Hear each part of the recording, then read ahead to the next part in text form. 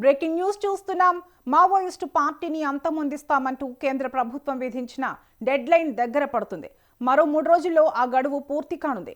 మార్చి 31 వరకు దేశవ్యాప్తంగా Maoist party లేకుండా చేస్తామని ప్రధాని మోడీ, కేంద్ర హోంమంత్రి అమిత్ షాలు పలు సందర్భాల్లో బహిరంగంగానే ప్రకటన చేశారు. దానికి వీలుగా 2024 జనవరి 1 నుంచి ఆపరేషన్ కగార్ మొదలుపెట్టింది. వేలాది మంది మావోయిస్టు లీడర్లు, కేడర్ లొంగిపోయారు. వందలాది మంది ఎన్కౌంటర్లలో చనిపోయారు. ఇప్పటికీ పలువురు నేతల జాడ తెలియలేదు. వారి కోసం దండకారుణ్యంలోని పలు అటవీ ప్రాంతాల్లో సిఆర్పీఎఫ్, బీఎస్ఎఫ్, ఐటీబీపీ, డిఆర్జీ తదితర కేంద్ర రాష్ట్ర భద్రతా బలగాలు గాలిస్తున్నాయి.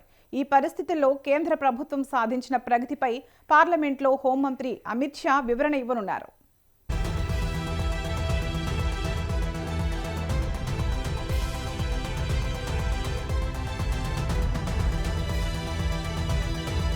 భారతదేశ అంతర్గత భద్రతకు దశాబ్దాలుగా సవాలుగా మారిన నక్సలిజం సమస్యను శాశ్వతంగా పరిష్కరించే దిశగా కేంద్ర ప్రభుత్వం అత్యంత కీలకమైన అడుగు వేస్తోంది. ఈ క్రమంలోని మార్చి 30న లోక్సభలో నక్సలిజం నిర్మూలనపై ఒక చారిత్రాత్మక చర్చకు తెరలేపనుంది. దేశవ్యాప్తంగా మావోయిస్టుల ప్రభావాన్ని పూర్తిగా తుడిచిపెట్టేందుకు కేంద్ర హోంమంత్రి అమిత్ షా గతంలో ప్రకటించిన మార్చి 2026 గడువు సమీపిస్తున్న నేపథ్యంలో ఈ చర్చ అత్యంత ప్రాధాన్యత సంతరించుకుంది.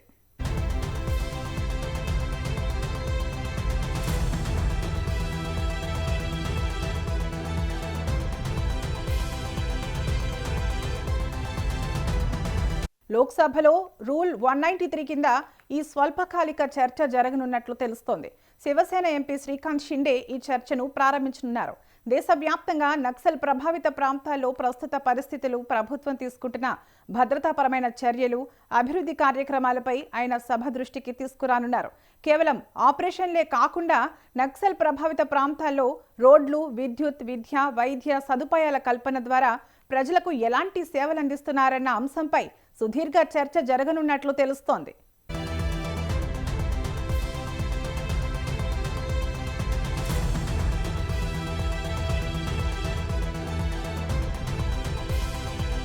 ఇటీవల మావోయిస్టు అగ్రనేత పాపారావు పోలీసులకు లొంగిపోయారు.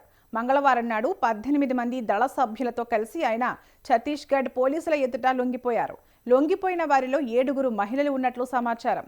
A47 SLRతో పాటు భారీ సంఖ్యలో ఆయుధాలు సమర్పించినట్లు తెలుస్తోంది. కాగా అతనిపై 25 లక్షల రూపాయల రివార్డు ఉంది. 1997లో మావోయిస్టు పార్టీలో చేరిన పాపారావు ప్రస్తుతం దండకారణ్య స్పెషల్ జోన్ కమిటీ సభ్యుడిగా ఉన్నారు. ఆయనది సుకుమా జిల్లా పుట్టపాడు గ్రామం. పామేడు ఏరియా కమిటీ కమాండర్గా పనిచేస్తూ అతని భార్య ఊర్మిళ ఈ ఏడాది జనవరిలో జరిగిన ఎన్కౌంటర్లో మృతి చెందారు.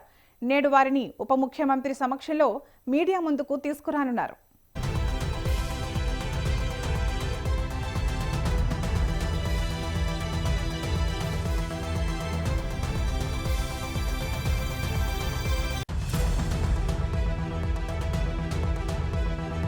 కొందమాల్లో మావోయిస్టుల లొంగుబాటుపై మాజీ కానిస్టేబుల్, బీజేపీకి చెందిన నబరంగ్పూర్ ఎమ్మెల్యే గౌరీశంకర్ మజ్జి హర్షం వ్యక్తం చేశారు.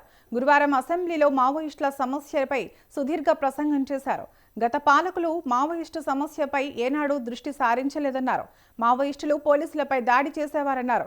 తిరిగి పోలీసులు కూడా మావోయిస్టులపై దాడి చేయడానికి వెళ్తే అడ్డుకునేవారని వాపోయారు.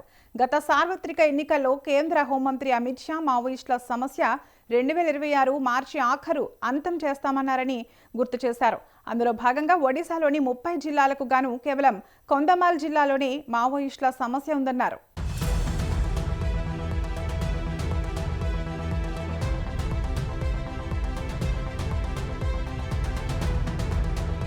ప్రస్తుతం కొందమాల్లో 55 లక్షల రూపాయల రివార్డున్న మావోయిస్టు కోసా సోడి అలియాస్ సుక్రు తన అనుచరులతో లొంగిపోవడంతో పోలీసుల కృషిని అభినందించారు.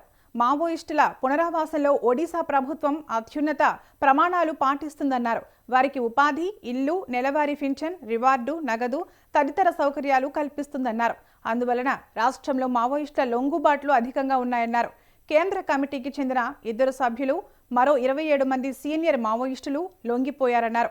అదేవిధంగా మావోయిస్టుల ప్రాంతంలో పనిచేసే పోలీసులకు ప్రభుత్వం అనేక ప్రోత్సాహకాలు ఇస్తుందన్నారు.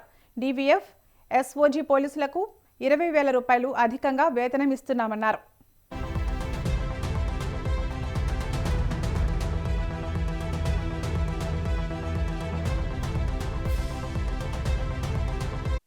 గతంలో మల్కన్గిరి జిల్లా కలెక్టర్ వినీల్ కృష్ణని మావోయిస్టులు అపహరించుకుపోయిన విషయం అసెంబ్లీలో లేవనెత్తారు.